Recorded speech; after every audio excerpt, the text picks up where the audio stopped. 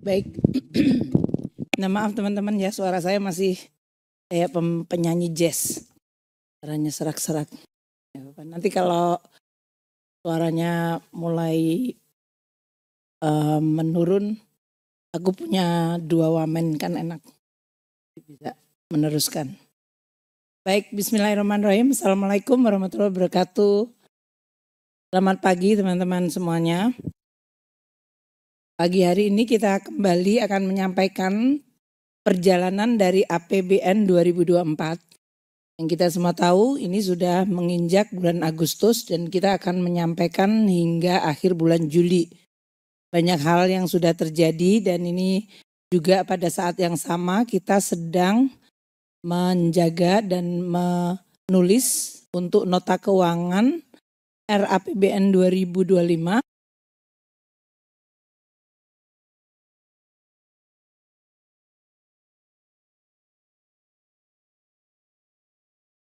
Betul-betul masa transisi di mana Kementerian Keuangan sebagai pengelola keuangan negara benar-benar menavigasi transisi tersebut, menjalankan APBN yang ada, di mana APBN 2024 nanti juga akan di bawah Presiden Jokowi sampai dengan Oktober 2024 tanggal 20 dan diteruskan oleh Presiden terpilih.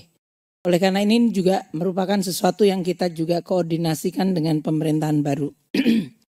Saya akan memulai dengan membahas APBN kita. Seperti biasa formatnya mungkin tidak banyak berubah. Ada beberapa indikator baru yang teman-teman semuanya melihat dan baru saja diterbitkan minggu lalu seperti gross maupun PMI. Nanti kita akan singgung sedikit di dalam presentasi kita. Saya memulai dengan kinerja APBN hingga bulan Juli yang menunjukkan adanya perkembangan perbaikan. Kalau kita lihat pendapatan negara mencapai 1.545,4 triliun. Merupakan 55,1% dari target APBN tahun ini. Kalau Anda lihat gross-nya 4,3% itu jauh lebih kecil dari gross negatif bulan lalu yang sekitar 7%. Eksaknya berapa tahun bulan lalu? Jadi ini sudah mulai membaik. Sekarang negatif gross-nya mengecil di 4,3. Nanti kita sebutkan di dalam penerimaan terutama dari sisi pajak. Tapi juga dari pihak cukai, dari pihak keluar terjadi perubahan yang cukup besar. Belanja negara sampai dengan akhir Juli, ini periode akhir Juli ya, jadi bulan ke-7 belum, walaupun kita sampaikan Agustus. Yaitu mencapai 1.638,8 triliun rupiah. Ini artinya kita sudah membelanjakan 49,3% dari pagu. Kalau kita lihat gross dari belanja kita cukup tinggi dan ini konsisten. Meskipun kalau dibandingkan bulan lalu yang sekitar 14% ini agak menurun pertumbuhannya. Tapi ini pertumbuhan tinggi. Nanti teman-teman kalau lihat dari gross di dalam GDP kenapa kontribusi kita kelihatan mengecil nanti bisa dijelaskan juga. Kemudian dari total postur bulan Juli kita mengalami defisit 93,4 triliun atau 0,41% dari GDP. Ini masih kecil dibandingkan total target defisit tahun ini ya. Yang seperti di dalam APBN yaitu 2,2%. Namun dari sisi keseimbangan primer kita masih positif 179,3 triliun. Jadi ini adalah postur dari APBN kita hingga akhir Juli. Sekarang saya mulai dengan seperti biasa bicara mengenai kondisi perekonomian yang mempengaruhi kinerja APBN kita, baik dari sisi global maupun nasional. Kalau kita lihat dari global, minggu lalu barangkali teman-teman semuanya karena ini dari Forecam ya pasti mengikuti gejolak yang terjadi dengan kejadian terbitnya data labor di Amerika Serikat yang kemudian memperkirakan akan terjadi resesi dan kemudian direaksi oleh market yang sedemikian volatilnya mengharapkan tentu dalam hal ini ekspektasinya Fed Fund Rate akan turun Dan bahkan ada yang berspekulasi akan ada pertemuan emergensi sebelum September. Ternyata kan tidak terjadi, tapi itu menunjukkan market itu begitu sangat cepatnya berubah dari sisi psikologis berdasarkan issuance data yang terjadi dan perkembangan yang terjadi, dan dampaknya luar biasa sangat besar. Salah satu yang kita lihat di Jepang yang mengalami pengaruh sangat negatif dari volatilitas itu, dari nilai tukarnya maupun dari capital outflow. Jadi kalau kita lihat secara global, masih faktor utama adalah bagaimana perekonomian Amerika akan mengalami landing. Kalau Federal Reserve mengharapkan soft landing karena memang dengan inflasi yang sangat tinggi, menaikkan suku bunga yang juga ekstrim tinggi, ini adalah the worst atau the highest dalam 40 tahun baik inflasi maupun suku bunganya, pasti akan mempengaruhi growth. Nah, growth-nya ini diharapkan oleh bank sentralnya Amerika itu growth-nya melemah tapi soft landing. Namun kemarin dengan data yang muncul di mana labor market agak soft, mereka khawatir akan terjadi hard landing. Inilah yang terjadi pada minggu lalu yang menjelaskan volatilitas yang cukup besar dari sisi perekonomian Amerika yang berpengaruh reverberasinya itu getarannya ke seluruh dunia. Eropa di sisi lain masih mulai pulih, tapi karena pergolakan politik kemudian perang Ukraina yang dragging itu masih sangat fragile. Tiongkok sebagai ekonomi terbesar kedua, kita lihat pertumbuhan ekonominya sudah di bawah 5%, 4,7 kuartal yang terakhir yaitu Q2. Dan itu karena masalah struktural di dalam negerinya, yaitu properti dan pinjaman pemerintah daerahnya yang sangat besar yang belum selesai. Ini menyebabkan dragging terhadap perekonomian, sementara dari sisi global juga tidak suportif karena banyak negara sekarang mulai memagari dengan tarif tinggi terhadap import yang berasal dari RRT, baik itu yang berhubungan dengan mobil listrik maupun barang manufaktur yang lain. Sehingga terjadilah banyak sekali overproduction. Ini dinamika global yang kita lihat dari sisi ekonomi. Kalau dari sisi politik perang, kita lihat perang Ukraina makin dragging dan hari ini Ukraina bahkan mulai menyerang masuk ke Rusia. Timur Tengah juga masih bergejolak dengan terbunuhnya dua pimpinan.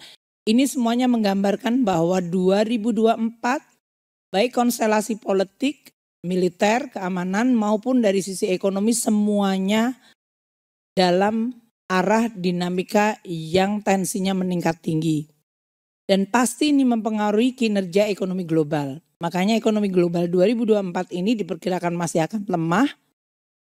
Dan perdagangan maupun investasi global karena sekarang fragmented dunia dan menjadi banyak sekali barrier to entry melalui berbagai perang dagang, pasti akan mempengaruhi dari sisi perdagangan dan investment yang kemudian pengaruhnya adalah kepada global growth. Aktivitas manufaktur global sudah menjadi korban pertama.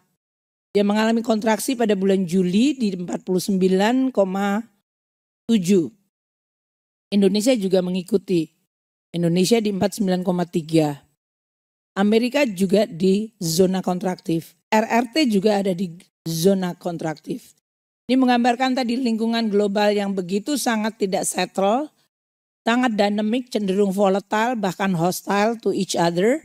Ini menyebabkan perekonomian menjadi relatif berhenti atau stagnan.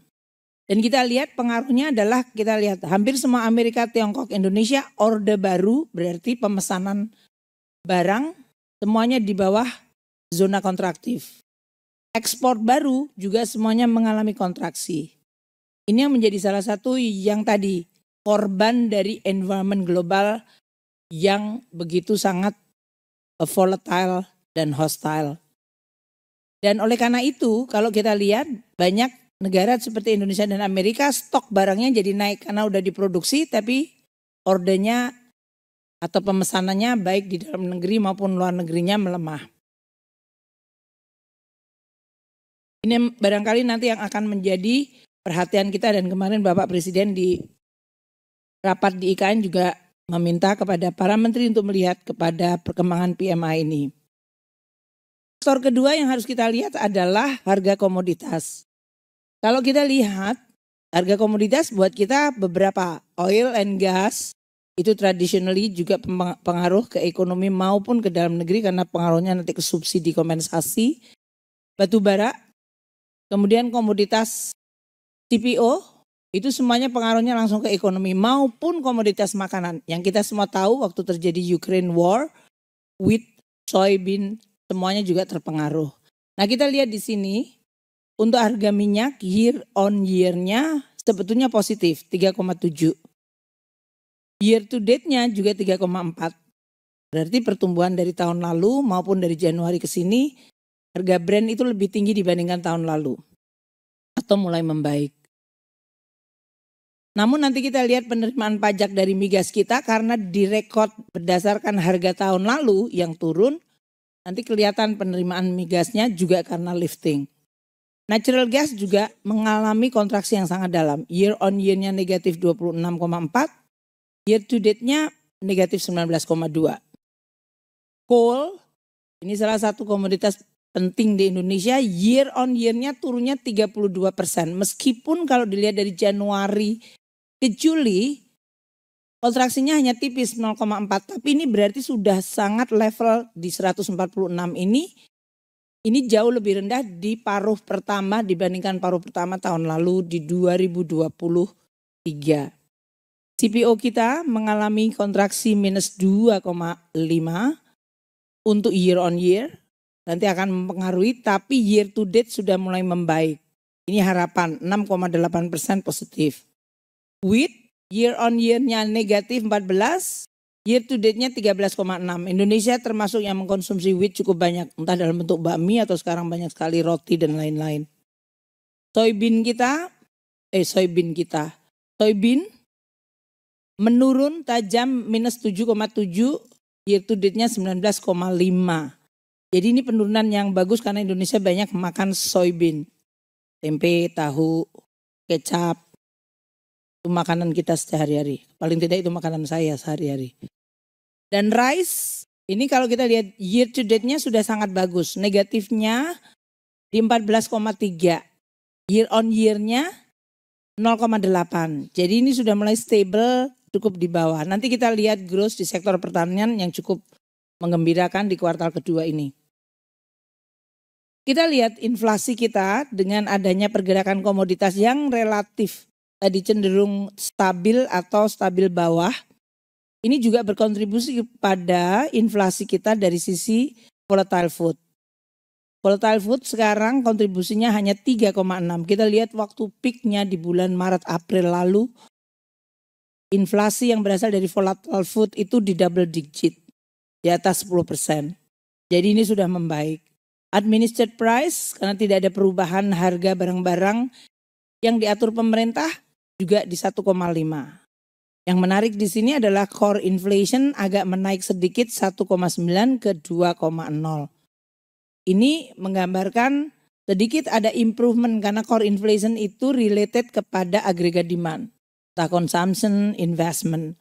Jadi kita harapkan kalau core inflation-nya relatif ada di sekitar 2 plus minus 1 itu stable according to yang kita harapkan. Ada perbaikan dari sisi aggregate demand yang growth-nya menimbulkan sedikit kenaikan inflasi dari sisi core.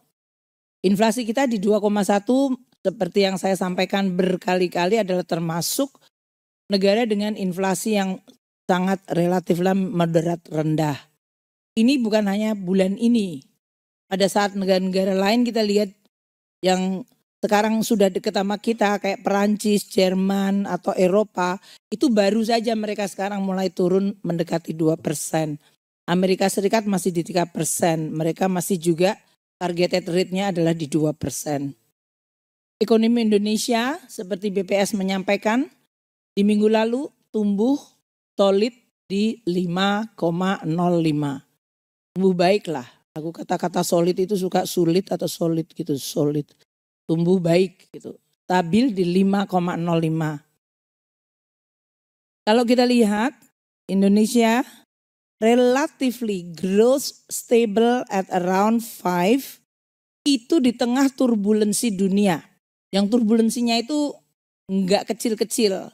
Kalau bahasa populernya kaleng-kaleng gitu. Turbulensinya itu sangat naik turun, tapi kita itu relatif stabil. Itu baik domestik maupun global. Jadi ini adalah sesuatu yang perlu kita jaga. Stabilitas pada level yang high enough. Stabil pada level yang cukup tinggi yaitu 5%. Meskipun kita kepingin pasti aiming for higher. Nah kalau kita lihat dari sisi komponen yang menjelaskan dari sisi demand side, karena growth itu demand dan supply. Dari demand side, itu konsumsi rumah tangga relatif membaik. Kontribusi di Q2. Tentu karena kita semua tahu ada faktor cyclical, seasonal, seperti hari raya, tapi juga kemudian libur sekolah, yaitu di 4,93.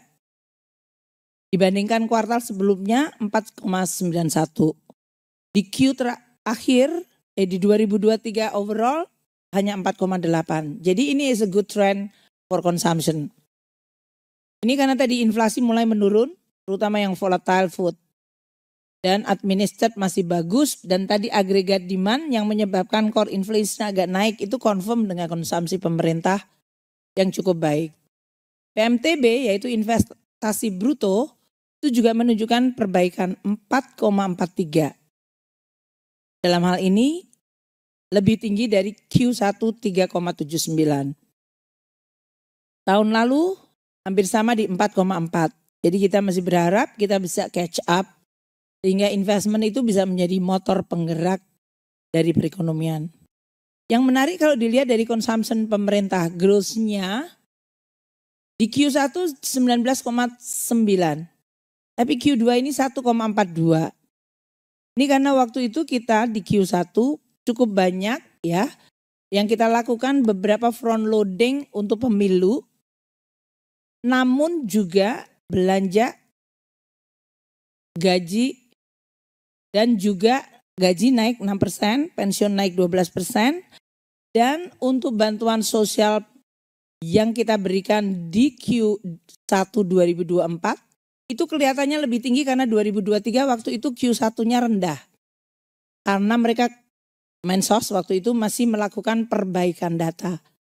Jadi Q1 yang 19,9% jump itu tidak menunjukkan bahwa kemudian kita jor-joran.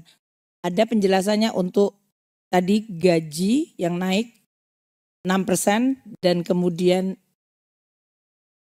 pensiun naik 12%. Kemudian bantuan sosial yang base-nya tahun lalu sebelumnya dan untuk beberapa belanja keperluan pemilu yang sifatnya konsumtif, belanja barang. Kemudian untuk ekspor kita lihat ada perbaikan, ini agak perlu untuk dilihat lagi karena ekspor yang jump itu bisa saja karena ada beberapa measure.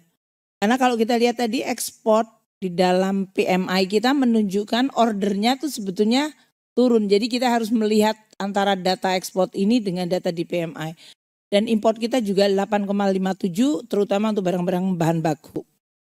Jadi dari agregat demand ceritanya sebetulnya positif. Consumption membaik, investment membaik, konsumsi pemerintah normalize, dan kita lihat ekspornya membaik, importnya juga membaik. Jadi ini ada harapan, kita berharap PMI tidak akan terlalu lama di bawah 50. Untuk sisi production, kita lihat manufaktur agak sedikit di bawah 4%. Kalau kita lihat dibandingkan Q1 maupun 2023. Ini yang kemudian menjelaskan tadi PMI-nya. Mungkin karena tadi ordernya mulai menurun, mereka mulai menurunkan volume production. Namun cerita yang positif di sebelah production adalah pertanian. Ini karena pergeseran El Nino dan kita lihat sekarang growth-nya udah di 3,25. Anda semuanya ingat ya, barangkali tahun 2020 waktu kita terjadi COVID, itu pertumbuhan pertanian kita itu relatif sangat bagus, stabil. Dan itu yang sangat menjaga dari sisi relatif untuk masyarakat kita. Nah ini terulang lagi sekarang tumbuhnya sudah di atas 3%, which is good.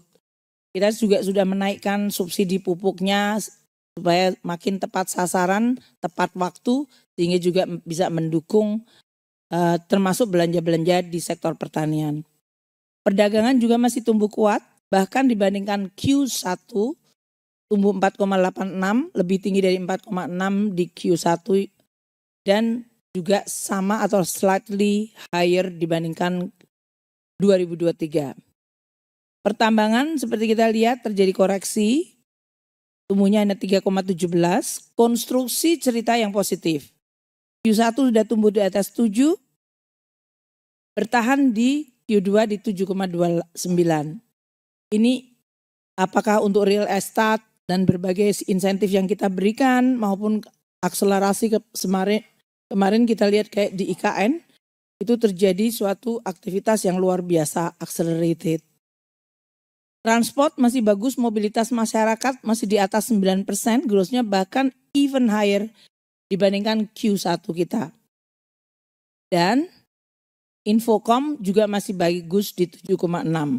Jasa keuangan lebih baik lagi di 7,9. Jadi ini adalah cerita kalau kita lihat dari sisi production pun di luar mungkin cerita teman-teman mungkin mengenai PHK atau beberapa sektor. Kita lihat itu cukup merata di semua. Makanan minuman tumbuh double digit di 10,7. Real estate di 2,16, ini relatively pick up, masih perlu diperbaiki. Construction sudah membaik. Ini adalah yang matters most bagi perekonomian dalam negeri. Kita lihat untuk manufaktur tadi yang disebutkan PMI yang mengalami penurunan yaitu di 49,3. Kalau kita lihat halaman selanjutnya.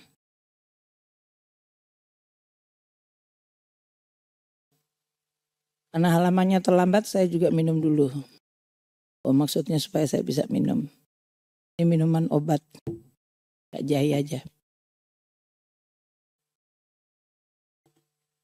Aswa pengen saya minum jahe saya.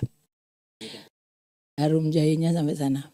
Baik, ini yang menarik dari PMI. PMI kita di 49,3, tapi kalau kita bedakan dua manufaktur. Manufaktur yang lagi growing fast. Dan Anda lihat tadi seperti makanan minuman. Kan tadi growth-nya akomodasi mamin juga tinggi. Masyarakat mobile, volatile food turun. Jadi masyarakat growing, jadi domestic demand kita menjadi support. Dan kita lihat di sini tumbuh 5,5. Industri farmasi tumbuh 8%. Industri logam dasar ini yang berhubungan dengan hilirisasi bahkan tumbuhnya double digit 18,1%. Jadi kita memang lihat ada beberapa shifting manufaktur yang masih memiliki pattern permintaan baik dalam negeri seperti makan minum dan to some extent farmasi. Kimia farmanya dihapus ya. Farmasi. Dan juga untuk industri hilirisasi seperti industri hilir yang still going strong at 18,1%, 18,1% growth-nya. Sedangkan industri yang memang banyak menyita perhatian teman-teman biasanya di media adalah industri yang memang ada di bawah. Kita lihat ini yang terdera, terkena dan tertekan oleh banyak hal. Mungkin demand-nya masih memadai tapi karena kompetisi dari import. Makanya kan sekarang kemarin Menteri Perindustrian, Menteri Perdagangan meminta dan sekarang sedang dalam proses untuk dalam bentuk apakah anti dumping, apakah biaya masuk untuk menjaga memproteksi industri dalam negeri. Kita lihat di sini TPT, PT itu yang 1,8, industri alas kaki 1,9, tumbuhnya semuanya nyaris di level rendah. Industri mesin 0, industri mesin yang 1,8.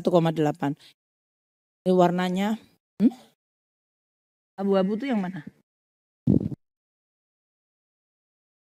Industri mesin yang minus 1,8, industri TPT 0,0.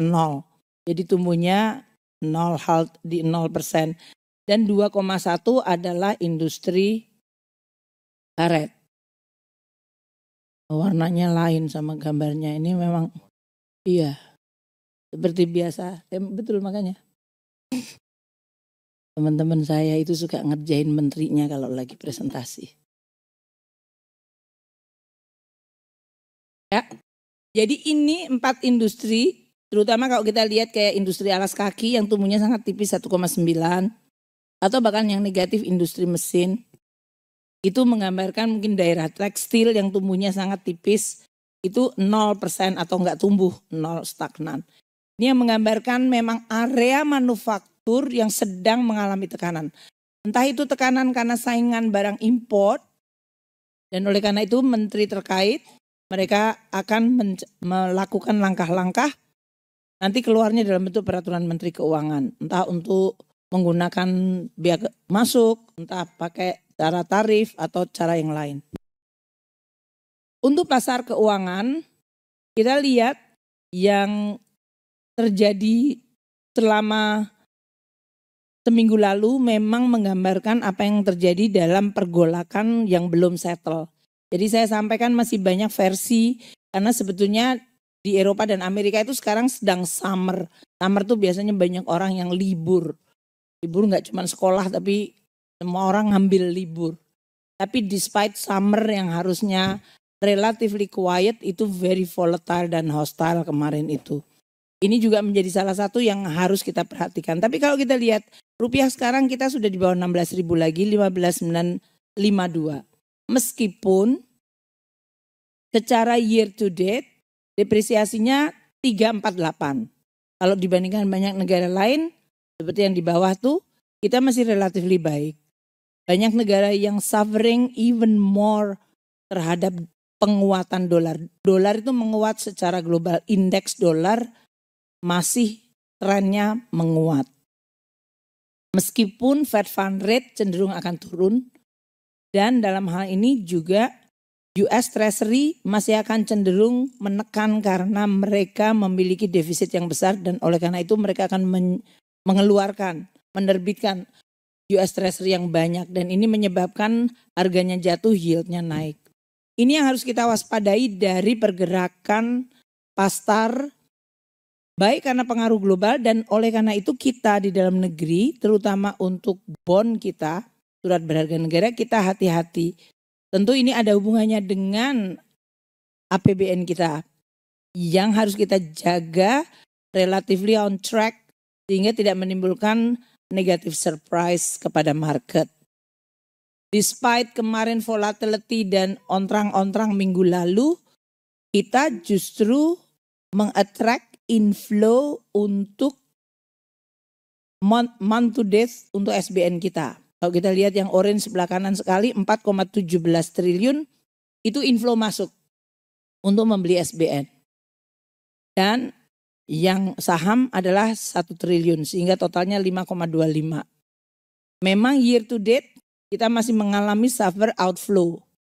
Namun ini dalam situasi yang volatile market ternyata bisa mendiskriminate yang fondasi yang bagus, cerita yang konsisten bagus dan fiskal yang relatively punya reliability selama bertahun-tahun kita jaga. Ini pengaruh yang positif yang harus kita jaga bersama. Itu cerita dari perekonomian, baik dari pasar real, yaitu seperti tadi PMI, GDP, maupun dari sisi pasar uang, yaitu dari sisi nilai tukar, kemudian surat berharga, saham, dan capital flow. Dan ini memberikan dampak yang sangat besar terhadap perekonomian kita. Sekarang saya akan mulai masuk lebih detail ke APBN kita, kinerja sampai dengan bulan Juli. Kalau kita lihat, belanja kita untuk pemerintah pusat, ada 2 kan, pusat dan kita transfer ke daerah. Di pusat kita sudah membelanjakan 1.170,8 triliun. Ini artinya 47,5% dari pagu yang ada di dalam undang-undang kita itu sudah kita belanjakan. Ini naik 14,7. Ini berarti ada front loading yang seperti tadi saya sampaikan. Untuk pemilu atau pilkada. Kemudian juga kita lihat untuk beberapa pelaksanaan program bansos, sarana prasarana Hankam dan pembangunan infrastruktur. Ini untuk belanja KL yang mencapai 588,7 triliun. Itu artinya 54% dari pagu kita sudah kita belanjakan. Belanja non KL kita, itu yang belanja BUN ada 582,1 triliun yang sudah kita belanjakan. Ini artinya 52,3% dari total pagu yang ada. 42,3 tadi aku bilang. Oh 52. 42,3% dari pagu. Apa saja yang ada di dalam BUN ini? Belanja untuk subsidi, kompensasi yang menerima itu yang terbesar adalah Pertamina dan PLN. Dan oleh karena itu mereka mendapatkan itu tadi pembayaran dari mereka menjalankan polisi subsidi kita dan kompensasi. Itu kita sudah bayarkan baik yang untuk 2023 maupun yang kuartal 1 tahun 2024. Dan kita juga membayar untuk pensiun. Para pensiun itu semua akarnya ada di dalam bendara negara. Jadi ini adalah profil. Kalau kita lihat dari tahun lalu yang bahkan negatif growth sampai semester 1 atau tahun 2022 yang hanya tumbuh 8,2. Exception tahun 2021 tumbuhnya bisa loncat 20 karena waktu 2020 itu amblek jatuh karena COVID, kemudian 2021 tumbuhnya tinggi. Jadi kalau kita lihat dari 5 tahun tren terakhir, H1 atau semester 1 itu kita tumbuh relatif baik untuk APBN 2024 ini. Ini yang perlu untuk kita terus kelola dan jaga. Karena kita masih punya satu half lagi, setengah lagi, satu semester lagi untuk 2024 diselesaikan. Dari 1.170 triliun itu 872 atau 74,5% itu langsung masyarakat menikmati. Langsung ya, artinya itu directly masyarakat bisa menikmati. Next, ya agak terlambat nih kayaknya tukang sana. Mungkin mereka yang batuk. Yang mengoperatorkan operasinya nggak boleh bawa handphone jadi ngeliatin ini ya. Kalau kita lihat 74,5% dari 1.170 triliun tadi yang kita sudah belanjakan entah pusat maupun BUN itu dinikmati masyarakat. Banyak masyarakat yang terus selalu bertanya kepada saya, apa sih yang saya rasakan dari APBN gitu. Mungkin karena mereka banyak yang menganggap itu tidak dilihat sebagai APBN. Kalau perlindungan sosial barangkali direct mereka dapat transfer 10 juta keluarga, itu 17,7 triliun, 18,7 juta keluarga yang langsung dapat bantuan sembako 28 triliun. Atau orang-orang yang ikut BPJS Kesehatan tapi tidak membayar karena dibayar pemerintah melalui PBI-nya, itu 96,7 juta manusia. Mereka bisa kalau sakit ke fasilitas kesehatan tidak membayarkan karena mereka sudah dibayar preminya oleh pemerintah. 96,7 juta itu banyak sekali. Kemudian kalau saya kan tidak, saya bayar sendiri Bu BPJS-nya. Saya tidak menerima bansos. Tapi mungkin Anda tadi pagi sarapan pagi nyalain LPG 3 kilo, that's dari kita. Ini cukup besar. Atau tadi pagi charger telepon walaupun kecil, itu tetap listriknya adalah ada subsidinya dari kita. Atau kalau ke sini naik Gojek, atau naik motor sendiri, atau naik mobil yang masih konsumsi premium, itu adalah Pertalite ya. Kenapa saya selalu ngomongnya premium terus? Premium ada di dalam Pertalite. Di Pertalite Anda juga sebetulnya menikmati subsidi. Atau kalau mobilnya lebih lagi adalah diesel, waduh, atau naik kendaraan umum yang masih pakai diesel, that is enjoying some subsidy. So wherever you go, actually you are finding APBN itu supporting masyarakat di berbagai hal. Selain yang memang targeted seperti pertanian, kita kasih subsidi pupuk, kita kasih bantuan alsintan, traktor, hand sprayer, kemarin pompa air, atau pendidikan seperti masyarakat, murid-murid kita yang mendapatkan program Indonesia Pintar, Kartu Indonesia Kuliah, biaya operasi sekolah itu bisa jalan karena APBN. Itu di luar gaji ya, biaya operasi sekolah, di luar gajinya guru, dan biaya operasi untuk perguruan tinggi negeri. Infrastruktur Yang kita bangun itu di-enjoy oleh masyarakat juga. Dari mulai jalan raya, irigasi. So basically 872,8 triliun dari 1.170 triliun, hampir 75%, 3/4, 3/4 belanja pemerintah 6 bulan ini semuanya adalah untuk pemerintah, untuk masyarakat. Dan langsung dinikmati dalam berbagai bentuk. Kemudian anggaran pemilu. Ini sebenarnya saya sudah minta, ada nggak? Oh ada, thank you. Pemilunya sudah selesai sih, tapi kan tetap accountability. Kita menganggarkan 29,8 dan sudah terrealisir 78,0. KPU, Bawaslu, itu masih melakukan untuk pilkada. Jadi makanya kami tetap mengeluarkan ini. Jadi dari APBN kalau kita lihat pemilunya kemarin di bulan Februari, tapi persiapannya semenjak dari 2022, 3 triliun, 29,9 hampir 30 triliun. And then tahun ini 38,2 triliun. That is the cost of penyelenggaraan pemilu. Baik yang direct pada KPU Bawaslu 27 triliun maupun kementerian lain yang mensupport. Entah mulai dari informasi, keamanan, dan berbagai macam permasalahan hukum di mana dibawa ke MK dan itu membutuhkan juga anggaran.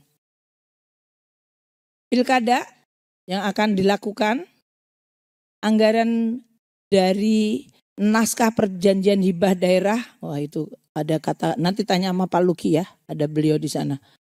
Realisasinya adalah 26,85. Artinya pemerintah daerah, ini gimana Pak Luki? Pemerintah daerah menghibahkan kepada kita. Karena KPU itu belanjanya dari KL. Jadi seolah-olah pemerintah daerah ngasih ke pusat, tapi itu sebetulnya untuk pemilu di daerah mereka masing-masing. Itu 26,85 triliun sudah ada hibah pemerintah daerah ke kami, dari kami langsung ke KPU. Ini sudah 93, nanti realisasinya 28,76 yang harusnya bisa diselesaikan sebelum pilkada jalan. Untuk Bawaslu, daerah juga memberikan 7,72 dari APBD-nya ke kita, kemudian disalurkan ke Bawaslu. Itu artinya 88% dari 8,76 triliun. Jadi untuk pilkada ini, pemerintah daerah sudah mengeluarkan 34,57 triliun dari APBD-nya, dihibahkan ke pusat, ke Kemenku, Kemenku langsung menyalurkan ke KPU Bawaslu. Sampai dengan bulan Agustus ini, 6 Agustus. Nanti total overall yang sudah ada naskah perjanjiannya akan ada anggaran 37,52 triliun rupiah. Untuk daerah-daerah yang belum menyelesaikan kewajiban, nanti kita akan langsung intercept. Artinya kan tiap bulan Kemenku transfer ke daerah. Kalau mereka sudah ada naskah tapi belum juga transfer, padahal pilkadanya sudah dekat dan ada persiapan, kami akan langsung memotong transfer yang akan kita transfer kepada masing-masing daerah. Sehingga making sure pilkada bisa berjalan dengan dalam hal ini 37,52 triliun anggaran yang harusnya dikeluarkan. Dengan, kita menggunakan either intercept yang kita itu selama ini waktu bagi ke daerah, terutama daerah-daerah yang masih punya kas banyak, kita bayarnya pakai treasury deposit facility. Artinya kita nggak bayar daerah to cash, tapi dia punya deposit di treasury kita, tapi mereka bisa pakai. Nah itulah yang akan dipakai sekarang untuk pembayaran pilkada. Baik, itu untuk pemilu ya. Kemudian IKN. Kemarin kita ke sana. Jadi kalau kita lihat anggaran IKN, itu kan sudah mulai dialokasikan 2022. Waktu kita mulai berbagai macam desain, perencanaan, sampai kepada berbagai aktivitas persiapan, realisasi meningkat sangat tajam di 2023, 27 triliun. Dan tahun ini di APBN kita ada 42,5 triliun. Walaupun kemarin akselerasi kerjaan begitu luar biasa, Pak Bas mengatakan ada 108 paket nilainya 84,2 triliun sudah dikontrakkan.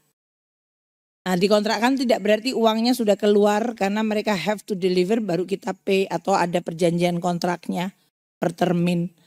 Jadi yang baru cair memang kelihatannya 11,2 triliun untuk yang Pagu 24 ini. Yang nilainya 42,5 triliun. Tapi tidak berarti belanjanya nanti hanya tadi 11,2 triliun. Masih akan ada penyerapan dan ini biasanya akselerasi untuk pencairan itu terjadi di Q3 maupun terutama di kuartal terakhir. Kita juga memberikan beberapa tambahan belanja seperti belanja VVIP, jalan tol IKN, jembatan IKN yang kemarin beberapa sudah mulai berfungsi, ada beberapa yang masih beberapa perlu disempurnakan. Kemudian fasilitas air, kemarin embung yang kita lihat akan ada 22 embung itu sebagai tampungan air dan akan dinaikkan menjadi 30 bahkan jadi 60. Selain pengendalian banjir juga Pak Prabowo menyampaikan antisipasi karena itu di sekitar hutan kalau sampai terjadi bencana kebakaran hutan kita juga punya persediaan reservoir air. Jadi ini juga sesuatu yang tadi membutuhkan banyak sekali anggaran. Selain tentu ada investasi yang sudah mulai masuk 56 triliun maksud saya yang diumumkan oleh Ketua OIKN Pak Basuki. Di mana 4,9 triliun kemarin mulai groundbreaking. Tapi yang lainnya mungkin sudah mulai jalan seperti hotel yang sudah beroperasi. Jadi itu dari IKN. Yang kita kemarin sudah lihat untuk Istana Garuda dan Istana Nusantara yang sudah relatifly bentuknya terlihat, di dalam masih banyak yang perlu untuk dilihat untuk bisa berfungsi secara penuh. Tapi kita sudah bisa sidang kabinet kemarin di sana. Itu is quite remarkable progress kalau dibandingkan saya terakhir ke sana waktu itu masih dalam situasi yang masih belum istananya itu belum ada, masih sayap Garudanya saja, tapi dalamnya itu sekarang kemarin sudah berfungsi dan bahkan beberapa ruang sudah bisa kita pakai. Sekarang saya masuk ke anggaran ke daerah. Seperti diketahui bahwa bagian dari APBN kita ditransfer ke daerah melalui transfer keuangan daerah dan dana desa TKDD. Kita lihat di gambar ini, tahun ini bulan Juli kita sudah mentransfer 468 triliun. Ini artinya 54,6% dari total transfer kita tahun ini sudah kita realisasikan, artinya sudah ditransfer ke daerah. Dan dibanding tahun lalu ini 6,1% pertumbuhan. Pertumbuhan yang cukup tinggi karena kalau kita lihat dari beberapa tahun terakhir kita cukup stagnan. Dan kalau lihat komponen transfer ini hampir semuanya positif. Di AU itu 264,2 triliun. Tumbuh 16,6% dibandingkan di AU tahun lalu. Ini terutama realisasi untuk yang blok grant. Jadi kita langsung transfer, nggak ada persyaratan harus dipakai untuk apa. Daerah yang harus menentukan. DBH 64,5 triliun itu juga melonjak tinggi 15,9%. Ini karena DBH ini adalah pagu kita naik tahun ini. Karena harga-harga minerba naik, ada yang disebut revenue sharing, pembagian penerimaan, maka tahun ini baru kita bagikan. Dana desa juga naik 48,5 triliun sudah ditransfer, itu naiknya 19,4%. Kalau kita lihat naiknya lebih cepat karena desa-desa cepat menyampaikan persyaratan sehingga kami bisa menyalurkan. Persyaratannya itu seperti APBDes, mereka sudah disetujui, ada rembukan dan kemudian kita syaratkan. Dana keistimewaan juga mengalami peningkatan yaitu 1,14 triliun naik 4,3%. Ini untuk memanfaatkan sisa dana istimewa terutama untuk yang ada di RKUD, rekening khusus kas umum daerah. Insentif fiskal juga tahun ini naik cukup baik 6,6% karena ada daerah yang sudah dilakukan penyaluran insentif fiskal itu untuk inflasi dan yang lain-lain yang kemarin stunting. Kita akan terus lakukan pemonitoran. Dana otsus juga mengalami kenaikan 7,3 triliun dibanding 7,1 naik 2,9% untuk daerah yang sudah memenuhi syarat syarul. Yang turun itu DAK fisik. Turunnya cukup dalam. Tahun lalu 13,6, tahun ini 11,3 sampai dengan akhir Juli. Jadi turunnya 16,6%. Kenapa? Bukan karena pagunya turun, namun kalau kita lihat kontrak-kontrak DAK fisik memang sudah dilakukan, namun belum dilakukan penarikan, sehingga memang belum dibayarkan. Tapi kalau dilihat dari jumlah kontraknya, kita optimis bahwa nanti sampai akhir tahun juga akan meningkat atau catching up. Untuk DAK non fisik ini udah beberapa bulan saya sampaikan mengalami penurunan cukup tajam. 93,3 triliun tahun lalu sekarang hanya 68,6. Ini karena kita terus-menerus berkoordinasi dengan KL terkait. KL terkait terpenting adalah Dikbud dan Kemenkes. Karena DAK non fisik itu untuk operasi sekolah, BOS, dan juga untuk operasi kesehatan, puskesmas. Dan oleh karena itu kita akan terus-menerus meminta supaya pendataannya segera selesai, datanya clean, dan oleh karena itu bisa kita transfer. Hibah dalam hal ini juga lebih rendah karena pagu hibahnya lebih kecil. Untuk below the line, ya, jadi karena itu kita sudah belanja-belanja, tapi juga ada uang keluar tapi belum namanya bukan belanja, namanya investasi. Kalau dalam istilah kita disebutnya below the line. Itu biasanya Pak Rio yang in charge. Karena itu belanja untuk investasi itu harusnya menimbulkan apakah akumulasi dana atau dalam bentuk penanaman modal sehingga dikonsider sebagai investasi. Sampai dengan akhir Juli kita sudah mengeluarkan 53,73 triliun. Selain untuk beberapa lembaga internasional yang Indonesia sudah komit, yaitu sebesar 1,9, yang paling penting dirasakan masyarakat adalah FLPP. Ini sudah 8,6 triliun. Ini perumahan untuk masyarakat berpenghasilan rendah. Yang seperti saya sampaikan APBN itu sudah setiap tahun mengeluarkan dana FLPP. Tahun ini alokasinya 13,72 triliun.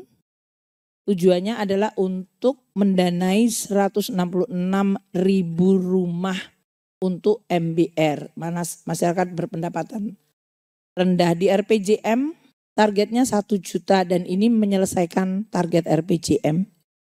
Sampai 31 Juli sekarang sudah 109.719 rumah. Nilainya 13,37 triliun dari alokasi yang ada di APBN 13,72 triliun. Makanya kalau beberapa teman wartawan ada yang memberitakan FLPP sekarang uangnya sudah habis karena sudah dipakai untuk hampir 109,719 dari target RPJM. Target RPJM-nya tuh 1 juta. Kita masih akan terus menimbang untuk bagaimana merespon kalau memang tadi demand-nya akan meningkat dan tentu ini juga menyumbang pada kebutuhan pertumbuhan ekonomi yang baik. Kita terus juga di below the line itu adalah transfer ke LPDP nilainya sebesar 15 triliun dan ini sudah mendanai 23.870 orang yang menerima.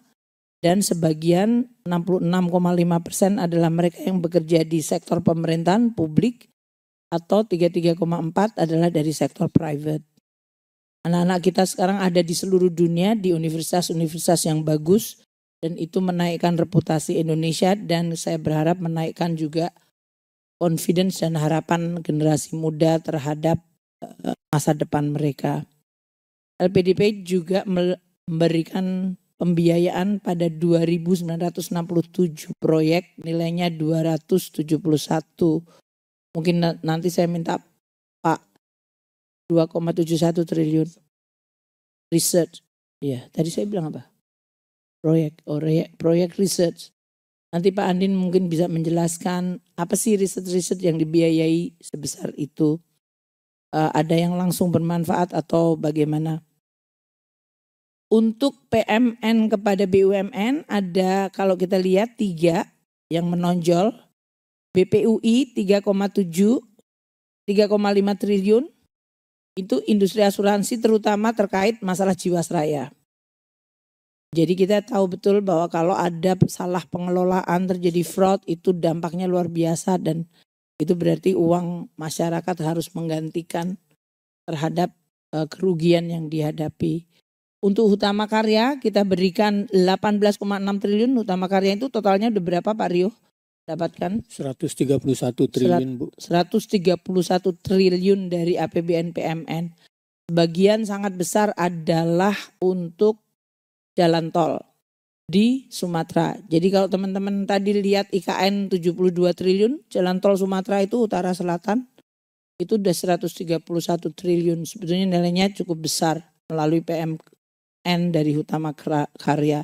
Yang 18,6 ini adalah untuk penyelesaian tahap 1 dan tahap 2 terutama untuk ruas kayu agung Palembang Betung.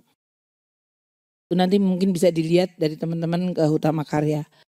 Dari Wika kita memberikan 6 triliun untuk menyelesaikan juga proyek strategis nasional dan juga untuk memperbaiki dari neraca keuangannya Wika. Yang ini juga mengalami beberapa kesulitan dengan menerbitkan right issue untuk komposisi pemerintahan di dalam saham Wika masih tetap bisa kita pertahankan. Jadi kalau mereka right issue kita akan subscribe dengan 6 triliun rupiah ini.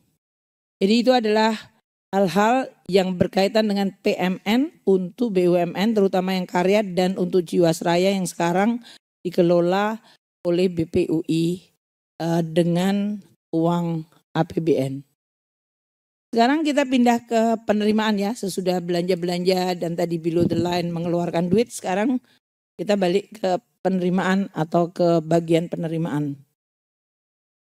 Kalau kita lihat dari sisi pajak, ini ada berita positif yang mulai menunjukkan ekonomi mulai turn around. Beberapa cerita saya sampai dengan Juni kemarin kan kebanyakan masih pajaknya mengalami tekanan. Sebetulnya bukan dari Januari. Tekanan tuh mulai terlihat pada bulan Maret, April, Mei. Betul ya Pak Suryo? Ya, Januari, Februari kan masih bagus kalau Anda lihat. Dan kita lihat mulai mengalami tekanan pada April nanti kita lihat. Nah, situasi bulan Juli, 4 komponen penerimaan PPh non-migas ya, itu 593,76 triliun. Ini artinya 55,84% target tahun ini sudah dikumpulkan untuk PPh non-migas. Secara bruto, growth-nya negatif, 3,04. Ini sudah mulai menurun. Bulan lalu berapa Pak? Brutonya? 8%. 7, kalau totalnya 7,9. Jadi ini negatif growth-nya itu udah mulai flatten. Kalau tadinya dalam, jadi udah mulai flatten dan kita harapkan di bulan-bulan depan sudah akan mulai ada positive growth untuk penerimaan pajak kita. Untuk yang good news, PPN dan PPNBM mencapai 402,16 triliun. Ini artinya 49,57% dari target. Dan secara bruto PPN ini dan PPNBM tumbuh 7,34%, which is good. Artinya sebetulnya ekonominya tumbuh. Walaupun nanti ada beberapa restitusi yang menyebabkan penerimaan netonya mungkin mengalami negatif, tapi dari sisi brutonya tumbuhnya itu sudah cukup baik di 7,34. Tadi kalau kita lihat kegiatan perdagangan di dalam APBN, di dalam GDP kita juga sudah mulai bagus. Manufaktur walaupun agak merendah tapi juga bagus. Dan kemudian kegiatan-kegiatan lain. Itu hal yang positif. PPH migas 39,32 triliun itu 51,49% dari target. Ini brutonya negatifnya 13,2. Kalau kita lihat yang migas karena lifting minyak. Jadi kalau produksi minyak kita, walaupun harga minyak tadi kan naik kan betulnya. Tapi kita lihat lifting minyak kita mengalami kontraksi atau terus mengalami penurunan. Enggak pernah mencapai yang ada di dalam APBN. Dan kemudian PBB dan pajak lainnya 10,07 triliun itu 26,7%. Tumbuh brutonya 4,4. Jadi kalau kita lihat akumulasi ini ya perkembangan penerimaan pajak kita sekarang sudah di 52,56 1045,32 triliun. Kita lihat terjadi kenaikan yang kita harapkan momentumnya akan terjaga di 6 bulan terakhir ini. Kita lihat jenis pajaknya dan ini yang sudah sering dan menunjukkan dinamika ekonomi yang cukup menarik. PPH 21 ini PPH yang dibayar karyawan, pekerja kayak kita semuanya Anda kalau mendapat gaji kan ada potongan PPH. Kalau di atas PTKP itu tumbuh 26,6%. Itu secara neto, brutonya juga hampir mirip 26,5. Bandingkan dengan tahun lalu Januari Juli yang tumbuhnya double digit di bawah 20%, yaitu 18 dan 18. Jadi PPH 21 itu payroll tax kalau di Amerika Serikat kalau Anda lihat. Di sini adalah setiap kali kita mendapatkan penerimaan gaji itu ada potongan pajaknya PPH 21. Ini berarti bagus. Kalau kita lihat PPH 2 import dan PPN import, ya yang PPH 22 dan PPN import, itu dua-duanya juga mengalami kenaikan 5,6 dan 4,5, baris kedua di atas dan baris terbawah. Ini karena kegiatan impor bahan baku dan migas naik. Maka tadi kalau kita lihat dari sisi PMI, kita lihat sekarang untuk bahan bakunya mereka mulai ngerem. Tapi sebetulnya import mereka sudah cukup tinggi sehingga tercatat dalam bentuk pajak importnya. Untuk PPH 26 ini meningkat 5,5 meskipun dibandingkan tahun lalu yang tinggi sekali itu karena waktu itu komoditas boom. Kemudian mereka banyak mendapatkan profit, bayar dividen ke luar negeri. Sekarang komoditasnya udah boom tapi tetap mereka bayar dividen ke luar negeri dan kita berikan pajak. Termasuk untuk PPH 26 ini adalah untuk royalti ke luar negeri dan pembayaran bunga ke luar negeri. Mohon maaf itu bukan yang final itu yang di PPH finalnya. Di dalam negeri itu juga tumbuhnya bagus, 15% untuk neto, untuk brutonya di 13%. Itu apa saja? Kalau banyak yang rezim pajak final itu konstruksi. Kalau tadi konstruksi jalan bagus, grossnya di dalam GDP, maka mereka bayar pajak finalnya juga bagus, kelihatan di sini. Deposito bunga dan tabungan itu juga bayarnya final dari pendapatan bunga mereka. Jadi ini PPH final masih menggambarkan either di construction maupun di tabungan itu memberikan kontribusi yang masih relatif. Sewa bangunan dan tanah itu juga menggunakan PPH final. Untuk PPN dalam negeri kita lihat brutonya positif 9,5, which is good. Artinya kegiatan ekonominya sebetulnya masih bergerak. Itu berarti penciptaan nilai tambah. Meskipun netonya di negatif 7,8. Ini karena tadi terjadi restitusi, terutama untuk industri pengolahan, perdagangan, dan pertambangan. Tadi harga komoditas turun atau volumenya mereka turun sehingga mereka lebih bayar, sehingga sekarang dia mulai melakukan restitusi koreksi terhadap pajak badannya. Ini yang menggambarkan jadi dinamika ekonomi kita ada yang bright spot, ada titik-titik area-area yang masih bagus, degupnya bagus, bahkan menguat, termasuk PPh 21, karyawan dan yang lain-lain. PPN-nya bagus tapi restitusi karena masih ada dragging, PPh badan masih harus struggle. Ini ceritanya beda sekali dengan 2022 dan 2023 di mana PPh badan itu melonjak tinggi banget. Jadi memang hidup itu ada ups and down seperti yang terjadi di pajak kita juga. Nah itu siklus bisnis dari ekonomi inilah yang kemudian kita harus terus monitor supaya kita bisa merespons policy-policy basisnya data dan bisa betul-betul fokus kepada bagian yang akan kita perbaiki. Sekarang masuk bea cukai. Oh sektoral dulu. Oke.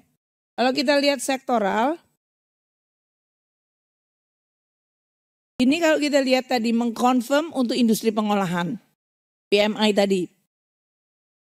Kalau kita lihat dari sisi industri pengolahan yang kontribusinya paling besar dalam pajak kita, yaitu 25,3%, terkumpul 252 triliun. Secara neto negatifnya 13,8, secara bruto 1,7. Ini berarti restitusi sudah mulai menurun. Namun kita bisa melihat bahwa industri manufaktur yang menjadi kontributor penerimaan pajak masih struggle. Tadi yang industri yang banyak tadi, tekstil, kemudian apa tadi?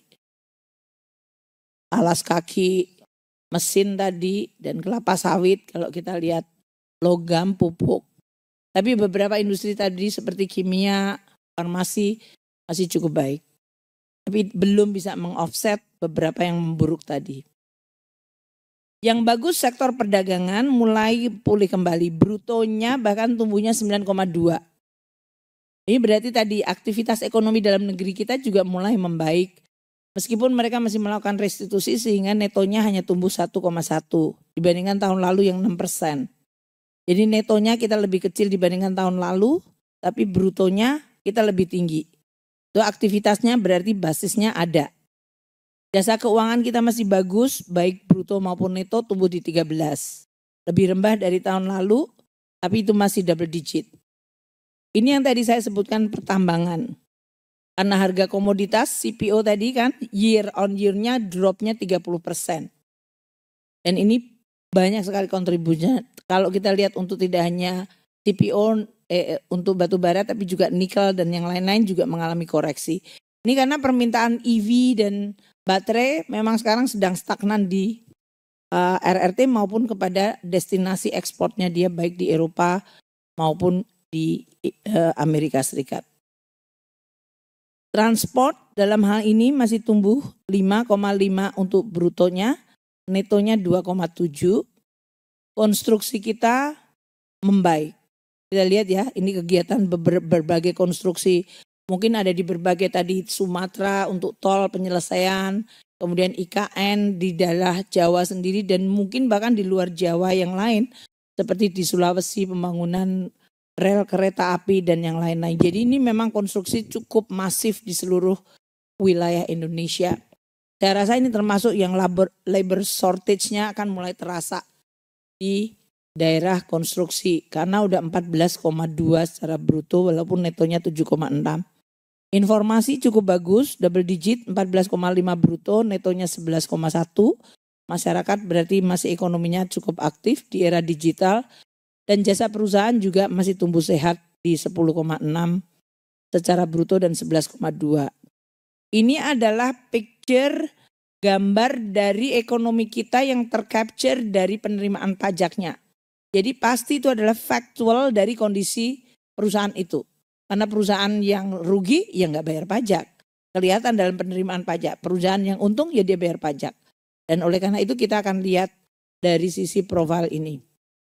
Sekarang bea cukai. Ini yang tadi saya sampaikan ada perkembangan menarik di bea keluarnya. Kalau bea masuk dia relatif masih tumbuh sudah mulai bagus positif tapi tumbuhnya tipis di 2,1. Jadi terutama untuk nilai import yang naik meskipun rata-rata tarif kita kan menurun. Kecuali kalau kita nanti melakukan beberapa tarif untuk proteksi. Tapi rata-rata tarif kita itu turun dari 1,45 ke 1,34. Artinya rata-rata hampir semua barang bisa masuk ke Indonesia dengan tarif yang relatif rendah. Dan juga karena nilai tukar kita mengalami pelemahan dari 15.000 ke 15.900. Itu penerimaan bea cukainya karena diterima dalam bentuk rupiah sepertinya seperti naik. Walaupun tarifnya turun tapi rupiahnya menaik. Bea keluar ini yang melonjak tinggi. Kita lihat fenomena Juni-Juli. Kita lihat ya. Penerimaan bea keluar bulan Juli adalah 9,3 triliun.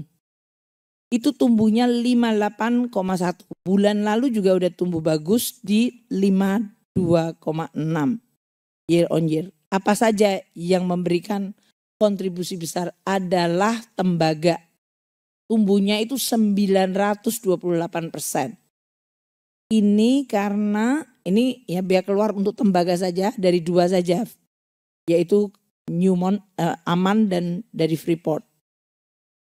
Mereka diperbolehkan untuk ekspor, tapi mereka harus menyelesaikan smelter dengan harus membayar bea keluar yang lebih tinggi. Dan ini menyebabkan penerimaan kita tinggi. Jadi memaksa mereka melakukan hilirisasi dan mereka sudah melakukan namun belum selesai karena mereka waktu itu harusnya sudah ada deadline-nya. Untuk sawit kita masih menderita penurunan 60%. Ini karena harga CPO tadi turunnya 5,9% year on year dari 865 ke 814. Dan volume ekspor kita juga turun dari 24 juta ton ke 20 juta ton. Turunnya 15%. Jadi volume turun 15% dan harga turun 5,9. Makanya CPO kita masih struggle. Untuk cukai ada sedikit positif, yaitu sesudah mengalami negatif growth terus karena memang kita menaikkan bea cukai itu adalah untuk mendukung penurunan produksi rokok. Tapi kita lihat ada kenaikan yaitu 111,3 triliun yang kita kumpulkan itu tumbuh 0,1%. Tapi yang naik adalah golongan 2 dan golongan 3. Golongan 1 yang bea masuknya yang cukainya paling tinggi dia tetap mengalami tekanan. Ada lagi yang memberikan kontribusi terhadap bea cukai terutama cukai adalah MMEA. 4,6 triliun. Itu artinya tumbuh double digit 10,6%. Ini karena kita mengubah tarifnya dan produksi MMEA di dalam negeri kita itu udah cukup mulai tumbuh. Jadi ini memberikan kontribusi double digit 10,6. Kemudian cukai itu apa? Elektrik. Etil alkohol. Etil alkohol ini waktu zaman Covid begitu sangat tinggi, sangat penting. Tapi sekarang orang udah nggak ada yang pakai sanitizer banyak-banyak. Itu 80 miliar tumbuh 21,8%. Ini karena kebutuhan produksi. Sekarang saya masuk bagian ketiga penerimaan yaitu PNBP. Masih terjaga baik, kita mendapatkan 338 triliun. Ini artinya 68,7%. Apa yang memberikan kontribusi terhadap penerimaan PNBP kita yang 338. Kalau kita bandingkan dengan tahun lalu lebih rendah ya. Karena PNBP tahun lalu itu really exceptional. Sangat tinggi PNBP itu karena SDA baik yang migas maupun non migas. Coba kita lihat bandingkan yang dua ini migas dan non migas. Tahun ini untuk migas 64,5 triliun. Itu artinya 58,6% dari target. Dibandingkan tahun yang lalu 68,9 triliun. Ini kita mengalami penurunan. Yaitu negatif 6,4. Karena kita semua tahu tadi migas lifting kita turun. Walaupun tadi harganya agak sedikit naik. Dan penyusutan dari kapasitas produksi masing-masing sumur. Ini PR yang besar sekali untuk ESDM dan SKK Migas. SDA non-migas kita dalam hal ini dapat 68,4 triliun atau 70,1% dari target kita. Kalau dilihat dari target kita udah deket nih. Tapi kalau dilihat target kita memang lebih rendah karena tahun lalu yang kuning-kuning itu memang luar biasa tinggi. Karena harga batu bara, volume batu bara dalam hal ini harga batu bara tahun lalu tadi kan turunnya 32%. Jadi kalau kita lihat di sini adalah 68,4 triliun atau 70,1%, tapi growth-nya tetap negatif 21,8%. Tadi harganya jatuhnya 32%. Jadi kita sudah tahu harga batu bara secara internasional sangat mempengaruhi penerimaan kita. Kemudian kita lihat untuk komponen PNBP yang lain, kekayaan negara yang dipisahkan, ini dari BUMN yang membayar dividen kepada kita, tumbuh 13,4%. Ini yang non komoditas bis masih bagus. Kekayaan negara dipisahkan terutama dari beberapa BUMN kita. Bank, lagi-lagi ada hubungannya dengan batu bara, baik harga maupun produksinya. Sedangkan untuk pendapatan KL, yang tidak berulang itu juga tidak mengalami perubahan. Jadi dalam hal ini penerimaan PNBP lainnya 86,2 masih related kepada batu bara. PNBP yang sekarang ini banyak dikelola oleh kementerian lembaga yaitu melalui BLU mereka itu tumbuh 18,2%. Mencapai 50,7 triliun.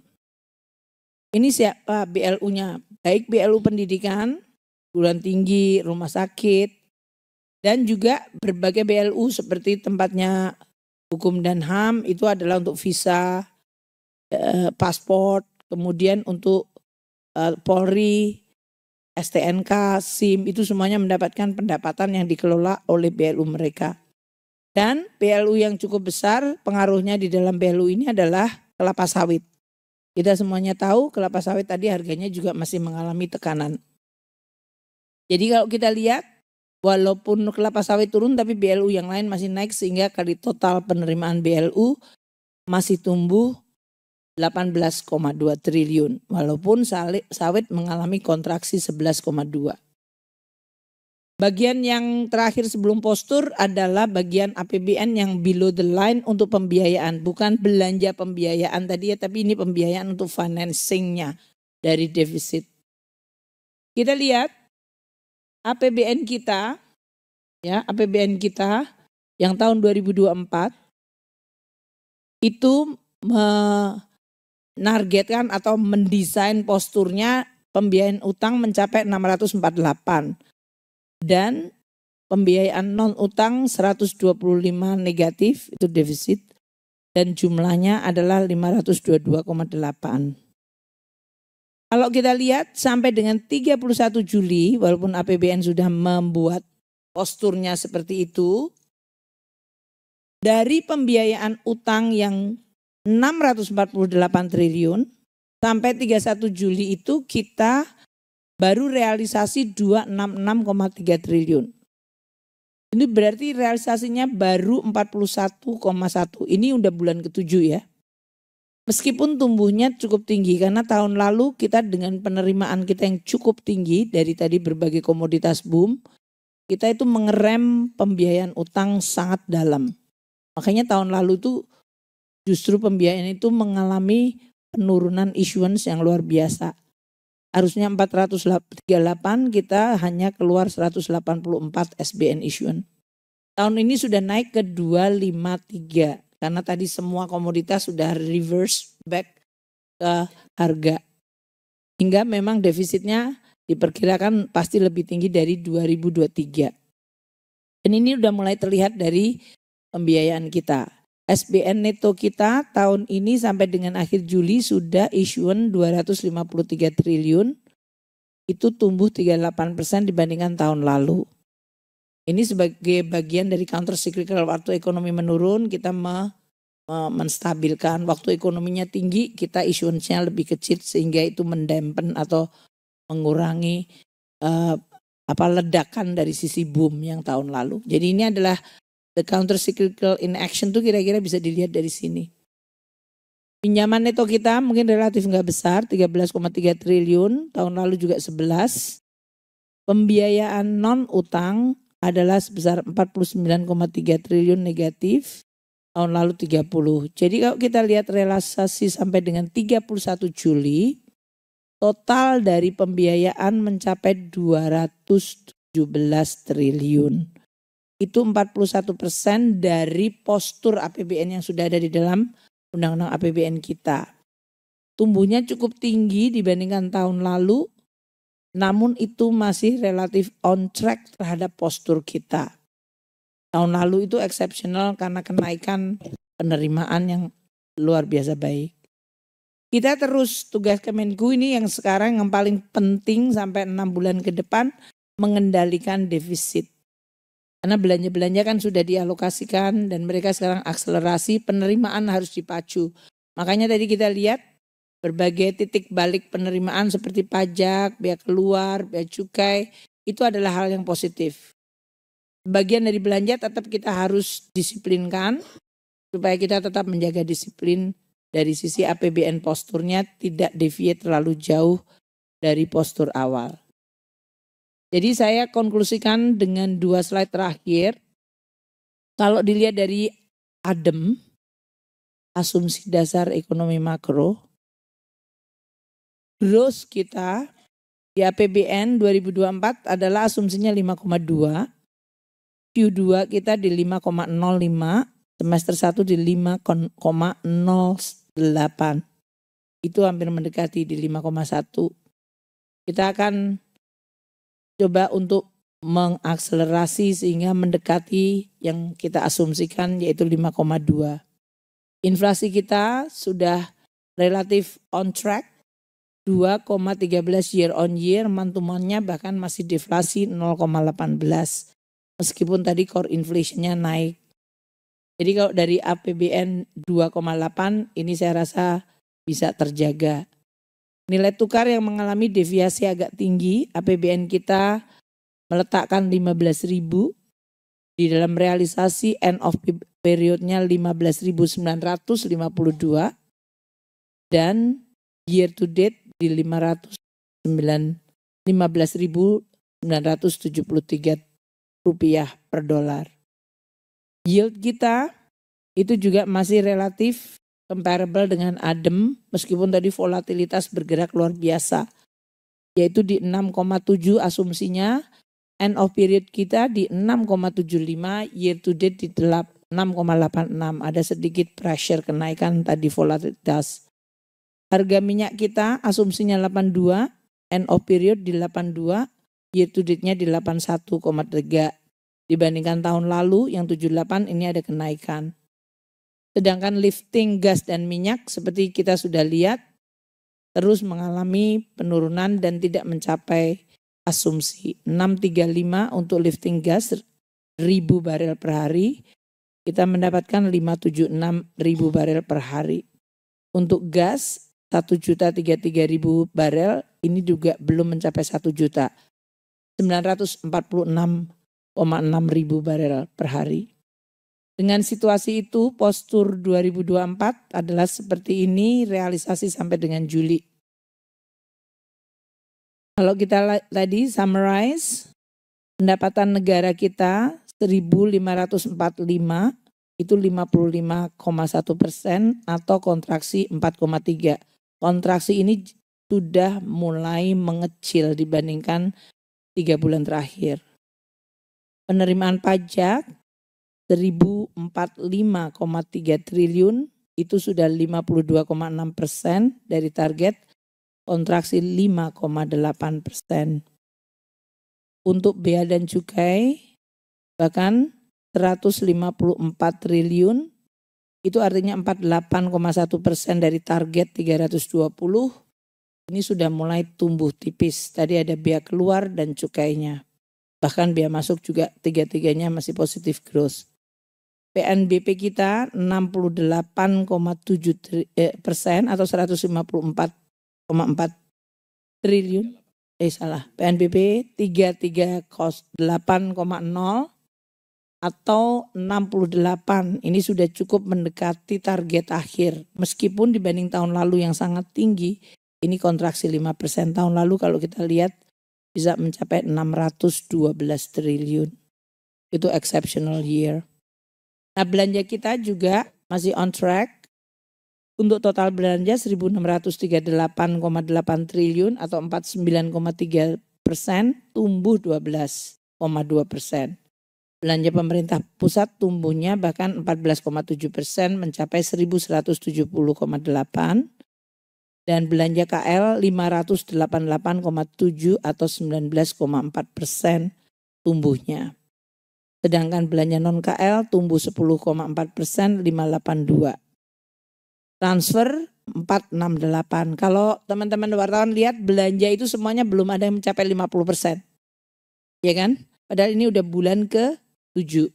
Jadi Anda bisa memprediksi bahwa di kuartal 3-4 nanti akselerasi belanja itu akan keluar tadi karena kontrak-kontrak biasanya akan dibayar. Inilah yang nanti akan dinamika antara pendapatan dan belanja yang harus kita jaga sampai akhir tahun. Keseimbangan primer kita masih positif 179,3 triliun. Artinya ini turun dari keseimbangan primer tahun lalu yang positifnya sangat tinggi 394 triliun. Tapi tetap positif, which is good. Padahal pada saat penerimaan mengalami tekanan luar biasa dan belanja negara tadi juga sudah mulai naik atau tumbuhnya double digit.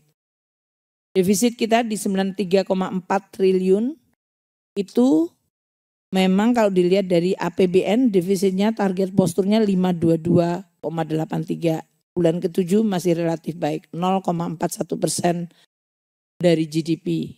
Defisit kita di dalam APBN adalah 2,29% dari GDP. Jadi ini masih relatif on track. Meskipun kalau dibandingkan tahun lalu kita mengalami penurunan 160 atau defisitnya membengkak. Untuk pembiayaan anggaran kita sudah realisasikan 217 atau 41,5. Tadi pembiayaan kita juga masih relatif bisa terkendali despite tadi penerimaan kita mengalami tekanan karena penerimaan dari perusahaan, komoditas dan lain-lain. Namun belanja tetap terjaga dan defisitnya kita bisa jaga sehingga pembiayaan 217 dari 522,83 itu artinya 41,5%, tumbuh 31,9. Jadi saya simpulkan teman-teman wartawan sekalian, enggak pernah ada momen yang biasa-biasa atau membosankan, never a dull moment di dalam mengelola APBN dan dari sisi ekonomi. Semuanya dinamikanya luar biasa sangat tinggi. Kuartal 1 ada ceritanya, kuartal kedua lebih dramatis lagi dan kita tentu akan lihat kuartal 3, 4. Dinamika global tinggi, dinamika di dalam negeri juga tinggi, kegiatan ekonomi ada dan cukup banyak yang masih positif tadi dari production maupun demand dan penerimaan pajak kita mulai membaik meskipun tekanan dari penerimaan dari komoditas masih juga terasa tapi belanja relatif on track.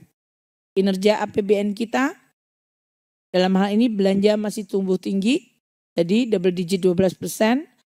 Kualitas belanja mungkin yang lebih penting sekarang growth harus disertai quality.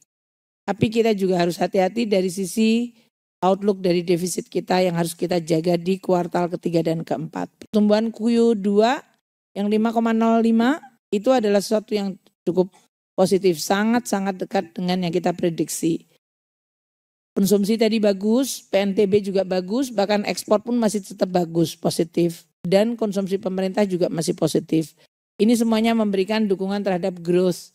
Apalagi belanja pemerintah yang langsung dinikmati masyarakat tadi yang mencapai lebih dari 800 triliun.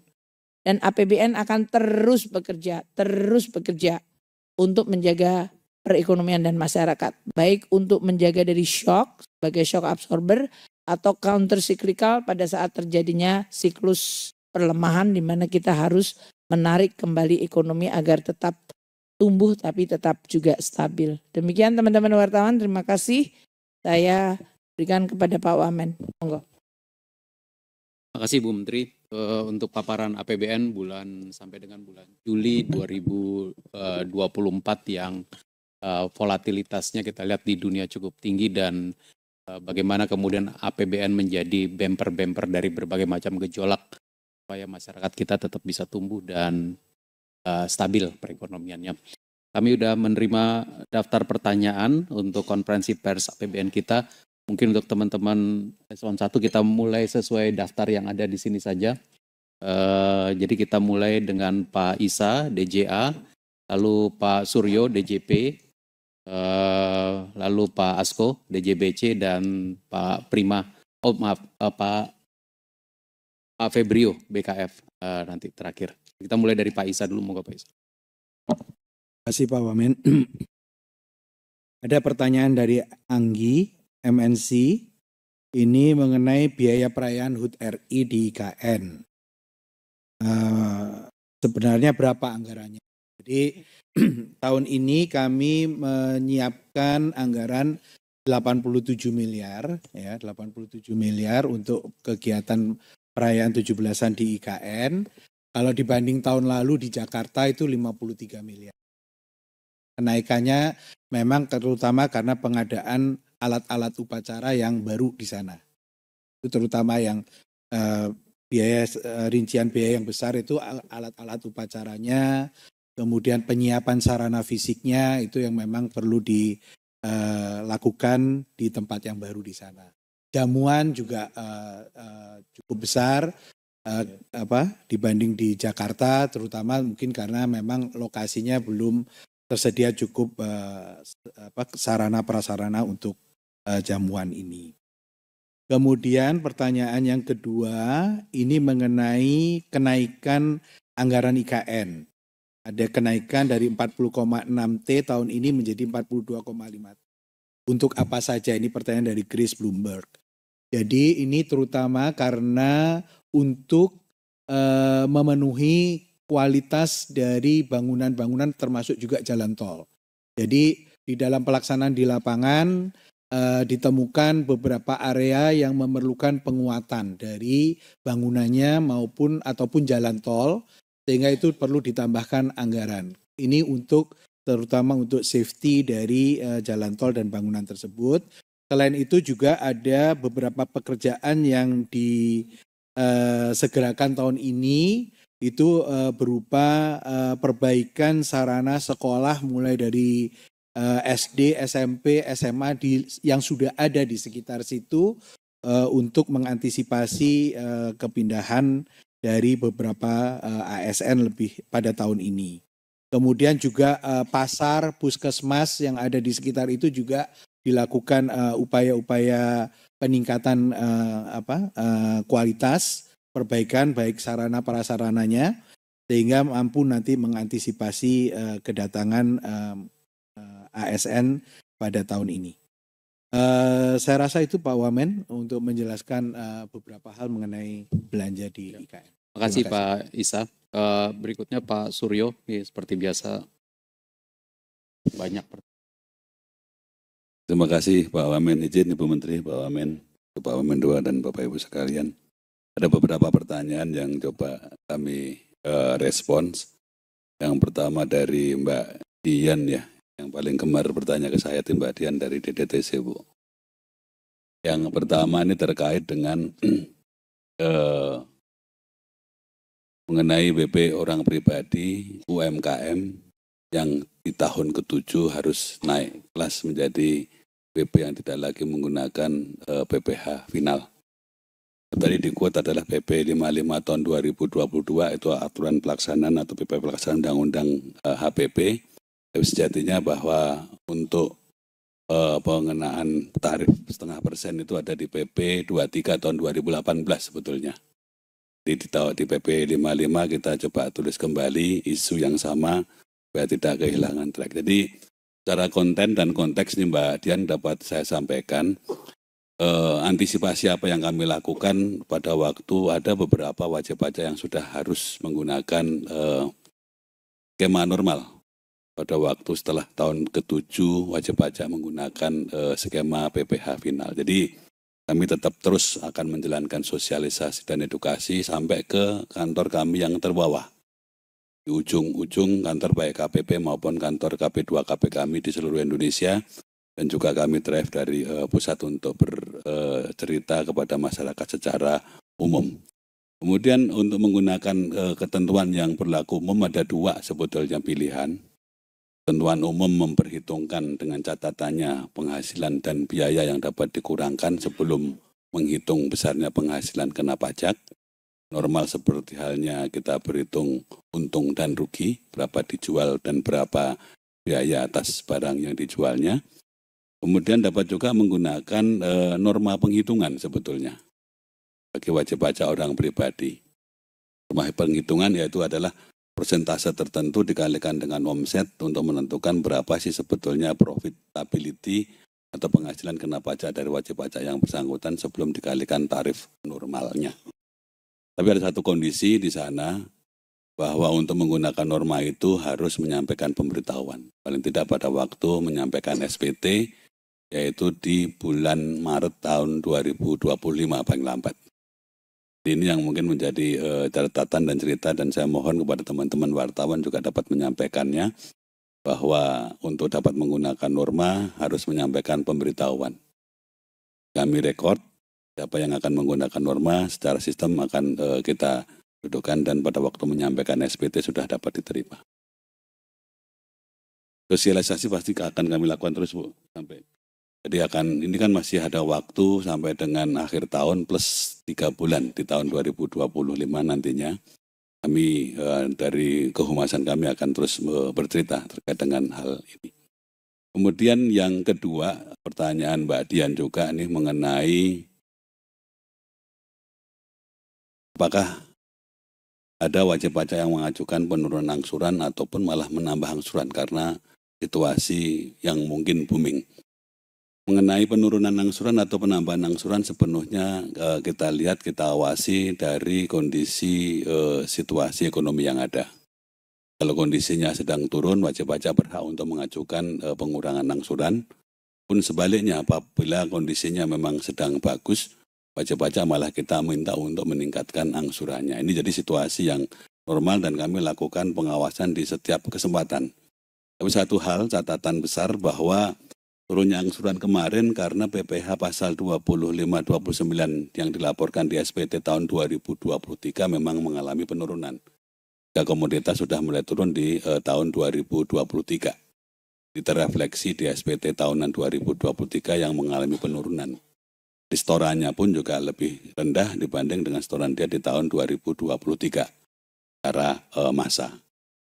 Kemudian yang kedua pertanyaan dari Mbak Rara kata data ini terkait dengan PMK 47, ini agak spesifik Ibu Menteri Pak Wamen.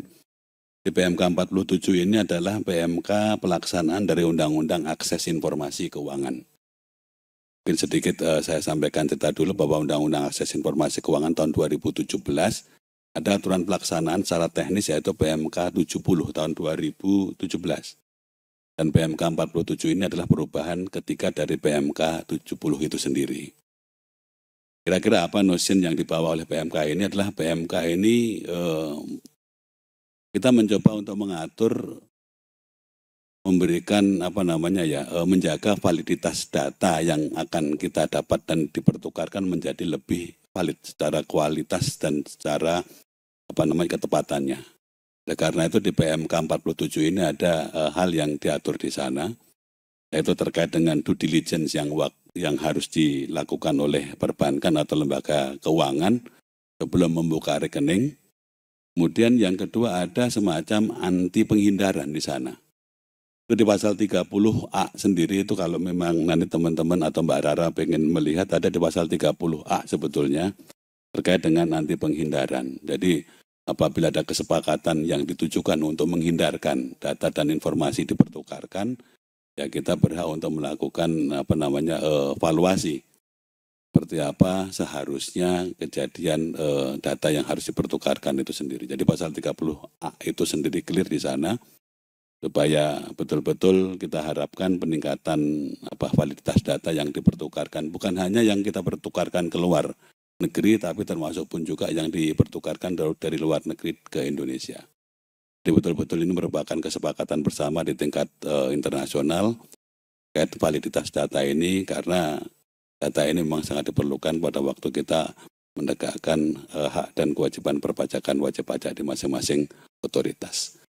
Kemudian untuk 3 pertanyaan yang lain dari Mas Maulana, sebetulnya sudah tadi Ibu Menteri dengan slide yang disampaikan tadi sudah cukup terjelaskan terkait dengan kontraksi PPh Migas ada di sana, penerimaan pajak Januari Juli juga sudah disampaikan oleh Ibu Menteri, termasuk pun juga terkait dengan pertumbuhan pajak pertambahan nilai dan juga PPNBM. Jadi saya tidak mengulang, sudah terima kasih Bu Menteri sudah cukup jelas sekali menjelaskan ketika hal yang dipertanyakan oleh Mas Maulana.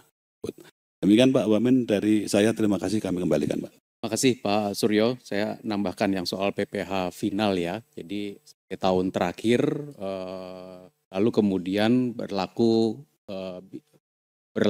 rezim normal. Dalam rezim normal itu kalau PPh final kan kita tahu pembayaran pajak itu berdasarkan omset. Dalam rezim normal bisa juga tetap menggunakan omset. Itu adalah menggunakan norma.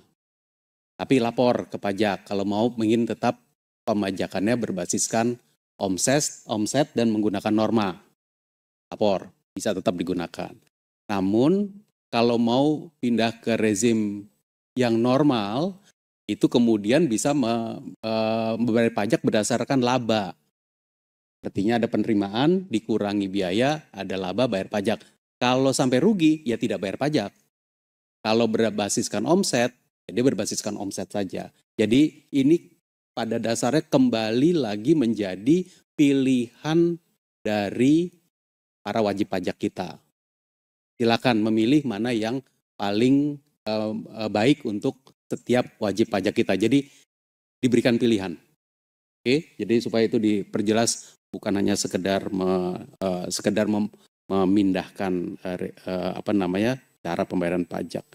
Mungkin nanti yang PMK 47 2024 respon khusus kali ya Pak Suryo supaya bisa betul-betul dipahami bagaimana konstelasi internasionalnya, automatic exchange of information kita dapat manfaat dari internasional berarti kita juga harus ikut di dalam kegiatan internasional mengenai pertukaran data dan kita mengatur pertukaran data serta akses data itu secara dengan peraturan Menteri Keuangan yang tadi. Nanti mungkin khusus ya. Oke. Berikutnya Pak Asko, silakan Pak Asko. Terima kasih Pak Wamen. Izin Bu Menteri menjawab pertanyaan dari Dian di DDTC. Ada 3 pertanyaan.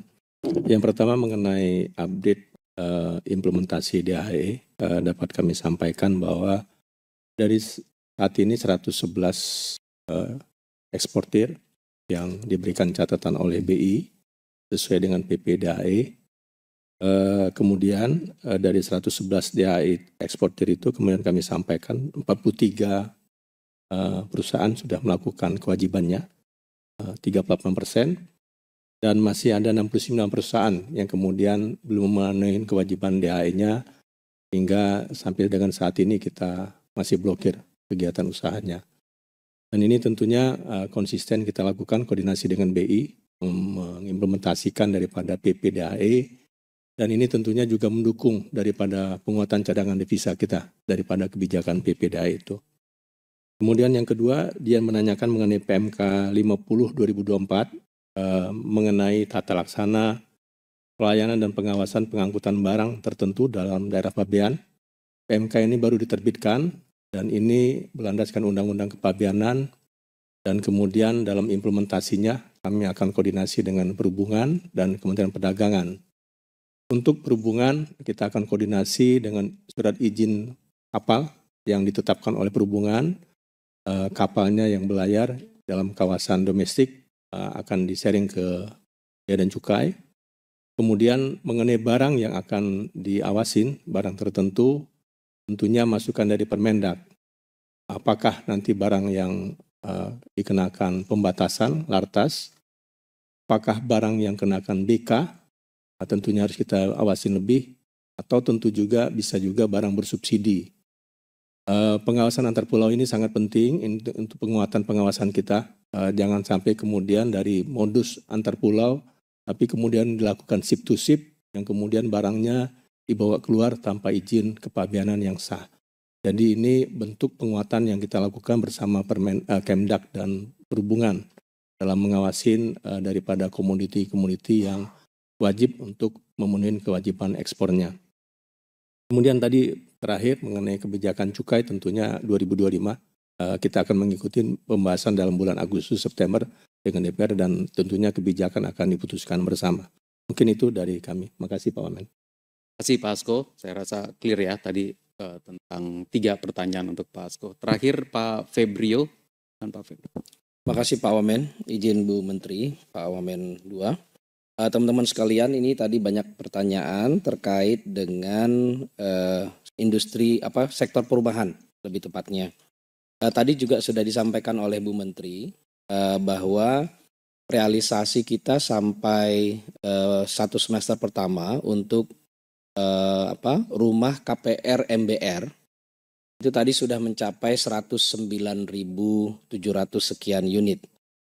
Nah, teman-teman paham bahwa MBR ini nama programnya adalah Fasilitas Likuiditas Pembiayaan Perumahan, jadi FLPP. Ini diberikan supaya makin banyak masyarakat berpendapatan rendah bisa memiliki rumah. Dan tadi Bu Menteri juga sudah menyampaikan targetnya untuk RPJMN itu 1 juta unit rumah. Dan tadi sudah disampaikan realisasinya 109.000 sekian dari target 166.000 untuk tahun ini.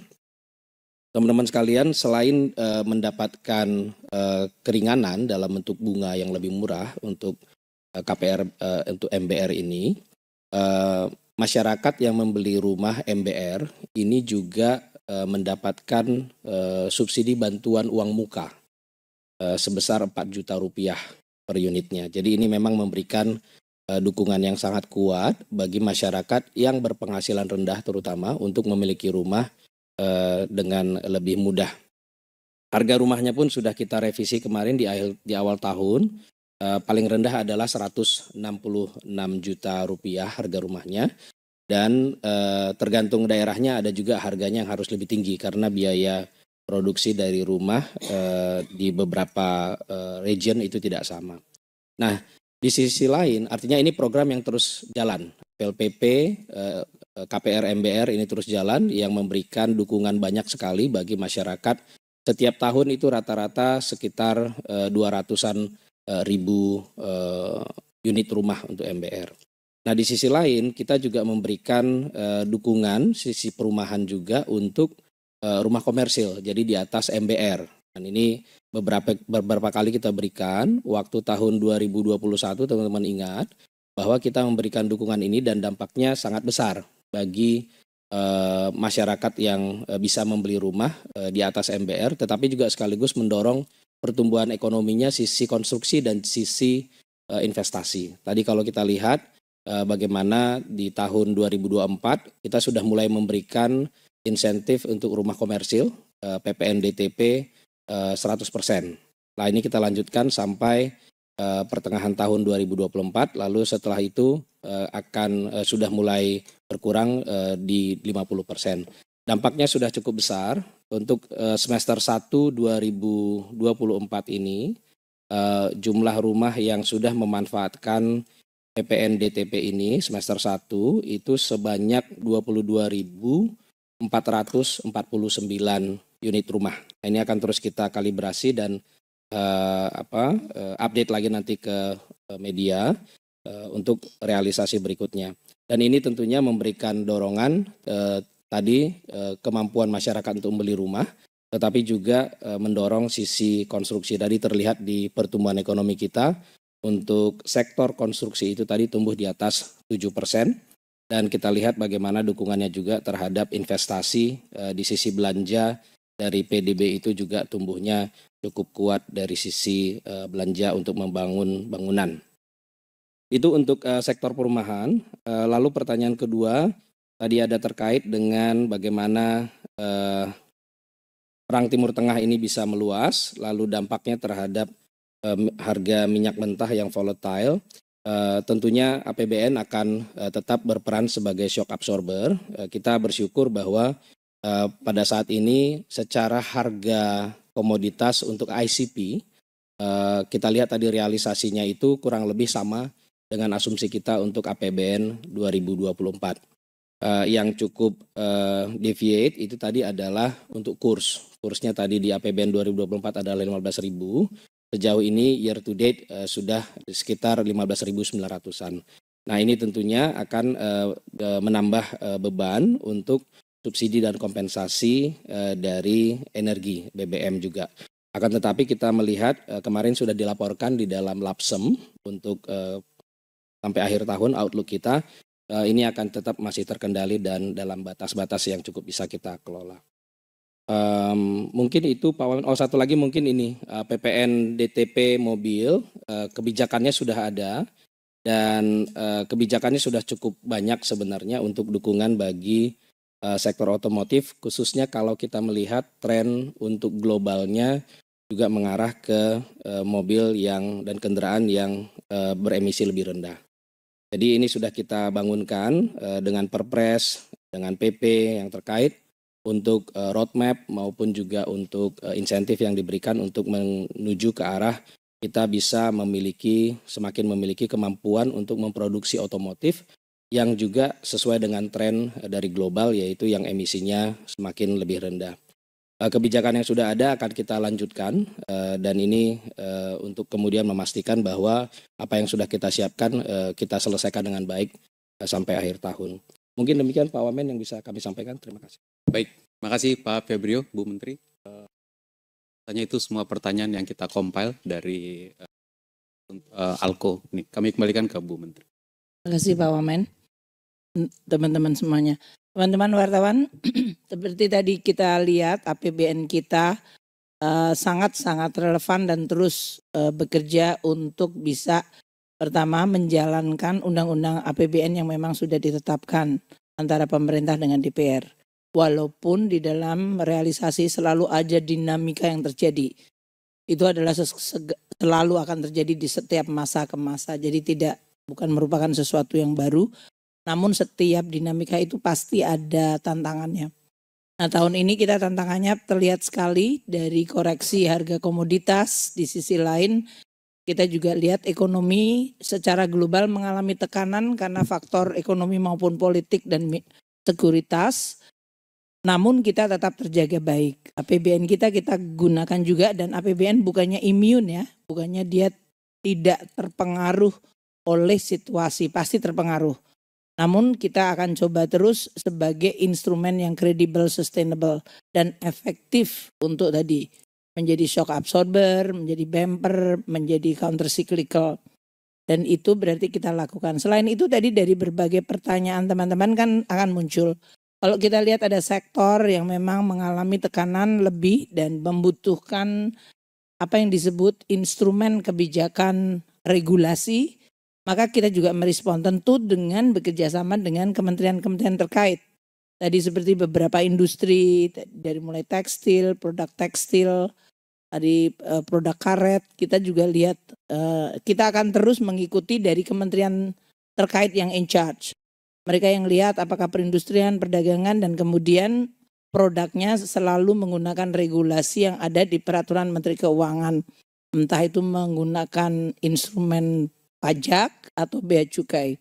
Kita lakukan itu karena memang instrumen APBN itu adalah instrumen negara. Dan kita juga akan sampaikan, waktu kita mau menstimulat sektor perumahan, konstruksi, kita juga menggunakan instrumen perpajakan maupun belanja negara. Dan ini kita terus lakukan dengan koordinasi berbagai kementerian. Untuk beberapa tadi target-target yang akan terus kita jaga momentumnya seperti insentif terhadap perumahan, MBR, maupun yang penjualan rumah, DTP.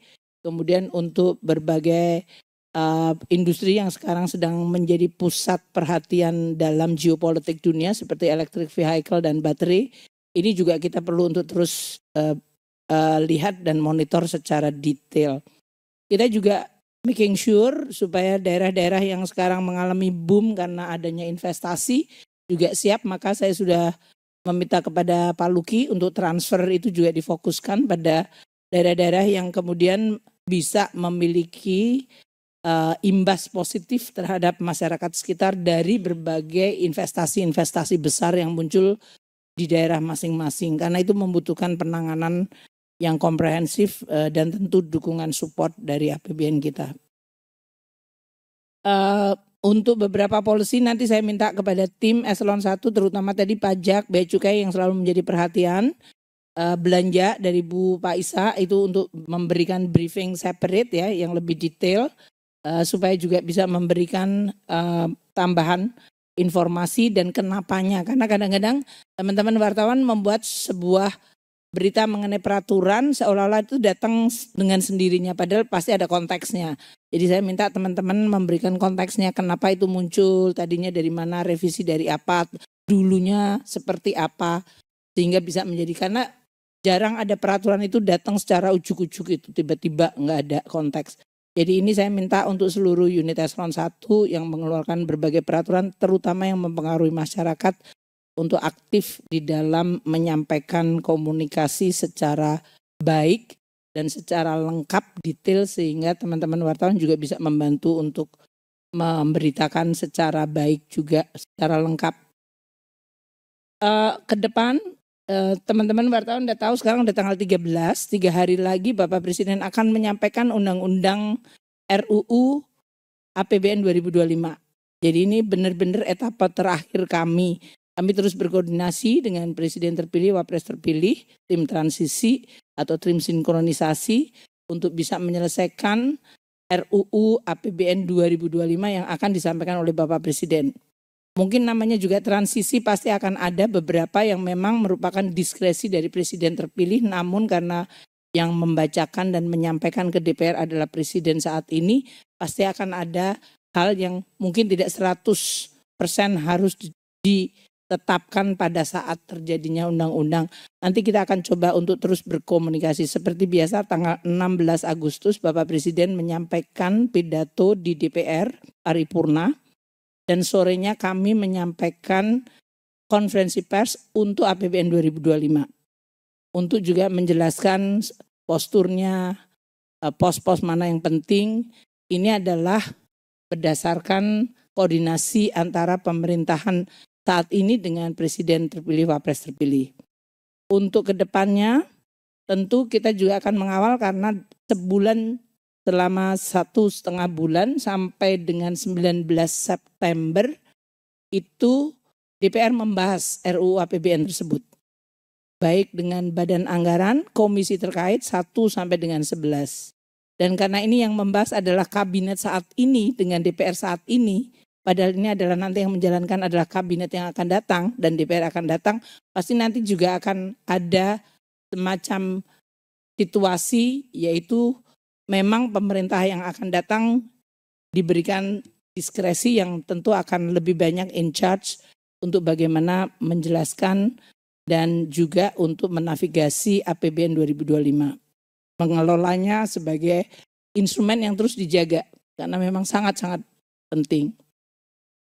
Dan terakhir tadi juga dalam tim transisi ini kita akan terus menyiapkan teman-teman Kemenku, saya minta tetap bekerja fokus walaupun ini dalam posisi transisi untuk tetap bisa menjalankan proses ini secara baik. Termasuk tadi penyelesaian APBN untuk 2024 terutama nanti untuk kabinet baru tapi harus menyelesaikan APBN 2024. Ini juga sesuatu yang merupakan sesuatu yang sangat penting karena pemerintahan para presiden, wapres baru, kabinet baru tapi mereka harus menyelesaikan APBN 2024 dari Oktober 20 hingga Desember 31. Dan saat yang sama mereka juga harus menyiapkan berbagai program untuk APBN 2025. Jadi ini is gonna be very busy untuk semuanya dan tim Kemenku harus siap 24/7, 24 jam, 7 hari seminggu untuk make sure bahwa kebutuhan dari transisi ini berjalan secara baik. Penyiapan dari DIPA tahun 2025 akan terus dilakukan sesudah undang-undang disetujui oleh DPR. Dan nanti penyerahan DIPA akan dilakukan oleh Presiden terpilih kepada Kementerian lembaga maupun pemerintah daerah. Sehingga kita akan tetap ya seperti biasa very busy second half, yaitu teman-teman akan tetap menjaga agar transisi ini berjalan secara baik. Karena kalau APBN bagus, Kemenku bisa menjaga, itu akan memberi kontribusi sangat besar terhadap perekonomian kita. Mungkin demikian, sekali lagi terima kasih untuk seluruh teman-teman wartawan yang selalu mengcover kita. Saya harap dengan ALKO ini Anda dapat banyak sekali berita yang baik. Dan moga-moga saya tidak perlu harus mengoreksi, mengedit titel atau judul dari teman-teman wartawan. Dan semoga kita kawal sekaligus APBN dan ekonomi kita secara baik ya. Karena kita akan terus transparan dan akuntabel terhadap instrumen yang penting ini. Selamat siang. Wassalamualaikum warahmatullahi wabarakatuh.